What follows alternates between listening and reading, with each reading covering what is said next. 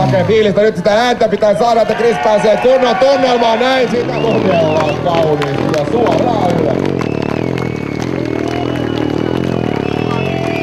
Aikartun pyörittää siellä, on käsi eturenkaan keskiössä.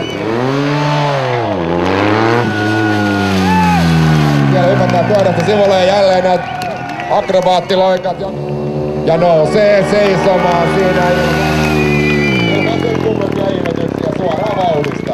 Ja vetää siihen saman tien ja jälleen ylös vaan, miten sitä turhaa ohjausta on koskevaa. Ja nyt roikutaan siellä ulkopuolella. Kokonaan ulkopuolella seularin takia. Avustaja tuo siellä uutta pyörää näköjään, ettei tää mitään haittaa.